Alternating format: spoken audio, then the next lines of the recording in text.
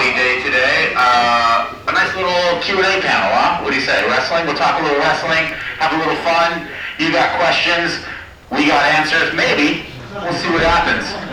Oh, he's doing it. Oh, he's doing it. Yeah. Take some photos. Hang out. We'll just have a good time, huh? What do you say?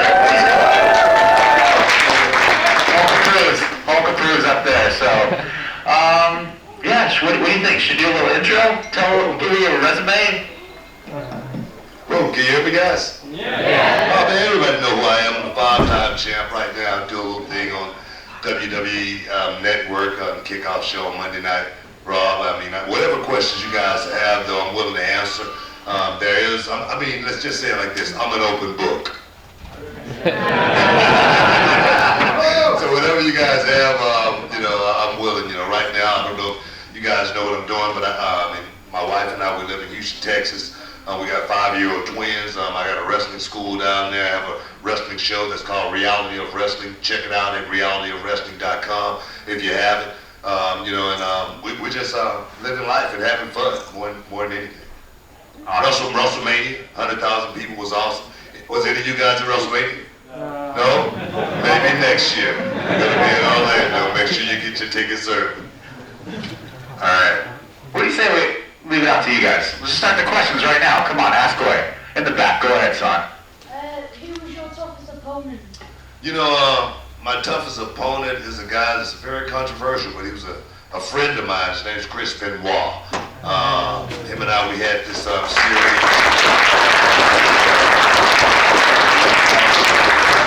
It's called the Best of Seven. You guys can check it out on YouTube. Benoit and I, we went out there and we beat each other up.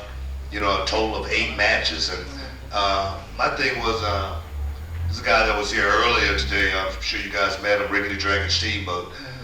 He had a match at WrestleMania 3 against Randy the Macho Man Savage. And when I watched that and I got into wrestling, I said, man, I just wish to have one match like that one day with somebody. And I got a chance to have 8 matches like that with the same guy. And if you guys haven't checked it out, Best of 7 series, Benoit Booker T for the television championship, which I won. Just saying. Awesome series. Good question. Thanks. Next question. I got it. Oh, you got it? Go. Do you think WrestleMania will ever come to London? That's a huge question right there. And I'm sure if WWE can make it work, they're going to be, coming before it's over with. I'm sure it's got a lot to do with political reasons. As far as money, who's going to get the most of it. But I'm sure it's going to happen one day. The fans in England, they want it. They're true diehard wrestling fans. William Regal, one of their favorite sons, another one of my, all-time rivals, as well as one of my greatest friends in the business. I know he would love being an ambassador, for an event like that. So I'm sure it's going to happen. Next question. Who would you say would be the easiest company to work for, WWE, TNA, or WCW?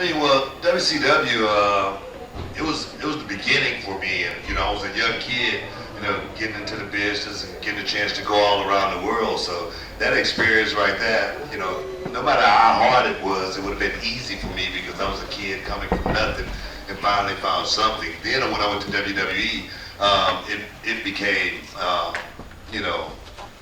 a dog-eat-dog world because I was coming from WCW. And man, those guys was throwing a pile of crap on me. They wanted to kill me. They didn't want me there. They wanted to bury every WCW guy, but I weathered that storm, but it was hard work. Now, on the other hand, TNA, it was like a vacation. I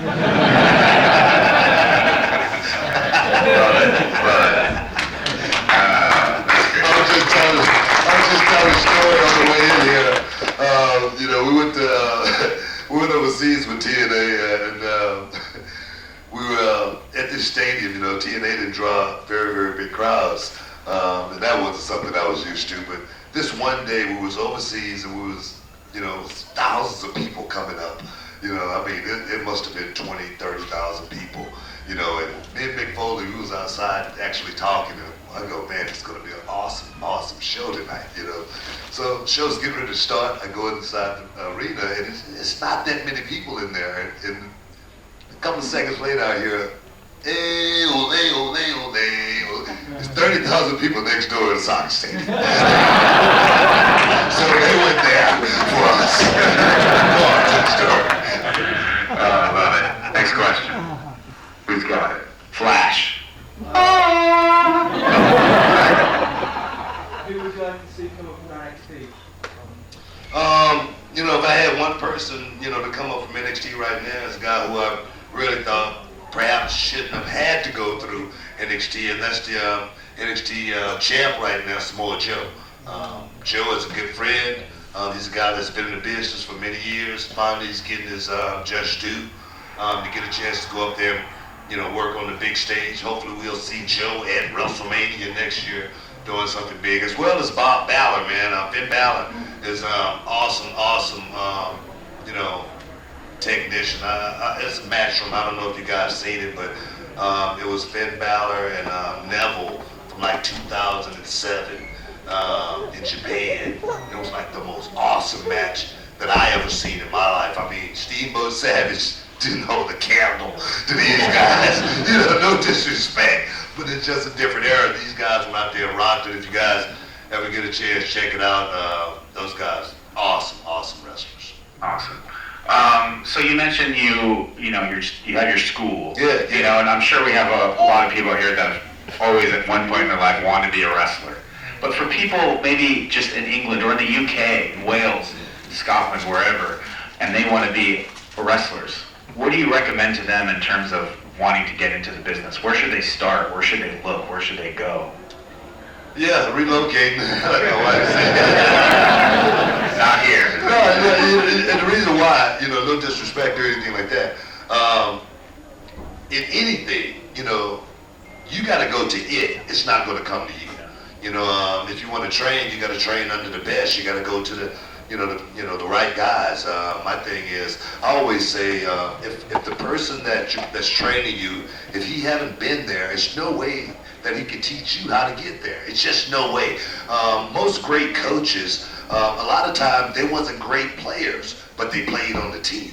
And they knew exactly what it took to make it to the championship. So I say, if you're gonna get into the business, just make sure you try to get the right training. Go to someone who's been there, who knows. Otherwise, you could just be spinning your wheels and they're just going to be taking your money. And that's what, I try to, change, in the Houston area where we're from, because I went through it. I was one of those guys. I went to a wrestling school, and it was an 8-week course, and it was $3,000. That's like about 100 pounds or something like that, right? Yeah, exactly, you know what I mean? So, for 2 months. Now, no one can teach you how to wrestle in 2 months. Our course in Houston is a 2-year course, pretty much for the same price. But I think, trying to teach them in, more than just wrestling, because my motto is, if I teach them to be positive young men and young women when they walk out of my gym, I've done my job. It's their job to work to go to WWE. If they're good enough, I'm going to put in a word for them. That's as far as it goes. People say wrestling's fake. No. 2 years. Everything, when people tell me, when they ask me the question, is wrestling fake? From day one, I've always answered that question one way. I say, anything that put food on my kids' table and clothes on their back is real as possible. Yeah. When people ask me, is it fake, I punch them in the face and I say, is that fake? I can go to jail doing it. Question. Go for it. There's one chance I get to beat Booker T. Go ahead. What was your opinion on WrestleMania? WrestleMania was it was different than most, especially in the past, of my era, because WrestleMania was always built, 3 to 4 months out. Everybody knew who was going to be actually going out there and, taking on who. You had your rivalries built already in place. This one was kind of hot-shotted, right before the last minute, who was going to be going against who. We knew who the main event was going to be. We knew Shane McMahon, and Undertaker was going to be going out there, but we really didn't know, who else was going to be on the card, and then, we had to wait and see, for, AJ Styles, versus Chris Jericho. We had to wait for that, which was, two guys going out there, from old school and new school and creating some magic, because I thought that match was really magic. That was the match that I would like to see every match on the, card follow that blueprint right there. Two guys going out there trying to one-up each other for one reason only, the fans. People can say what they want to say about Chris Jericho, but he's the guy who's never cheated you guys one bit. He always go out and give you guys the ultimate entertainment as far as a show goes, So I give those guys a lot of credit. As far as WrestleMania goes, it's always a spectacle. If you could just be a part of WrestleMania, it's worth the price of admission. Good. What would you call wrestling? A sport or entertainment? It's both, because there's no wrestler pretty much leave unscathed, just like every other sport. But, also on the other hand, we're the ultimate entertainers. We're the ultimate actors. We go out there and, just like a movie, and give the fans, that rush to where, when you go to a movie sometime, everyone in the theaters at some point may find themselves clapping in unison at the same time. Now, mind you, nobody on the movie screen can see you or hear you, but that's what emotion that it triggers. That's what emotion it brings out of you. That's what I miss about performing, is going out and bringing emotion out of you guys and making you guys feel a certain way. When you leave the arena, you walk away out of that arena and go, wow, man, I can't wait to get back and see Booker T again. When I left the movie theater, when I was a kid, I used to love karate movies, and every time I left that karate movie, I'll be chopping somebody. It was good to me, So that's the same thing I think about, as far as professional wrestling goes, sports and entertainment. I like that. I like that as being a fan. And I think if we were able to pull you behind the curtain now and just being a fan of wrestling, what would you say is your favorite wrestler of all time? Just as a pure fan. Not behind the curtain, not knowing who they are, just watching them wrestle like on TV, you know what I'm saying? Even growing up as a kid or now. And what's your favorite? Well, my favorite, here in the modern era is Randy Orton. Randy's a guy that goes out and, man, he stretches everything that he does as far as a performer goes. Just his walk to the ring, and, getting on the top rope and letting everybody have it, it's just awesome to see, he works from an entertainment, perspective, and, I always, talk about Shakespeare, Romeo and Juliet, Phantom of the Opera, and he's one of those guys that go out, give you that kind of performance, as well as he's a guy that trained, and studied under me as well, so I'm a little bit biased. Nice. Go ahead. Who are your favourite wrestlers outside the ring? None of them. Next question. Right. The question, I think the answer's right next to it. Let me answer that question for and the reason, my wife. And, the reason I say that is, of course, when you get in any business, you want to be the best. And a lot of times when you want to be the best, you don't have times to really make friends. You have camaraderies and stuff like that, but I can honestly say my time in the business has always been about my legacy and leaving it intact. And people say, man, Booker T, my team is mentioned, with the great wrestlers. I don't have but, a handful of guys in this business that I've been to my house that I broke bread with, because I didn't have time to. I was trying to be the best. And to be the best, you got to go out there and think about. Being friends is one thing, but it's good. Go ahead.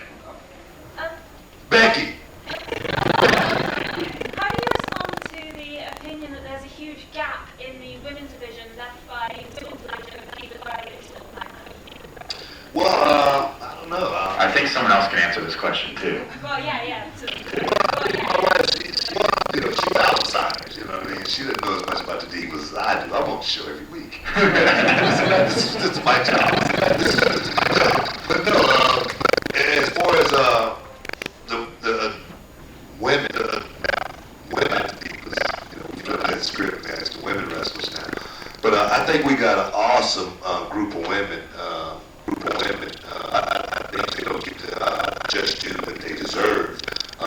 think it's some in NXT, that come up, they got to keep her separated, for certain reasons, because that group got to stay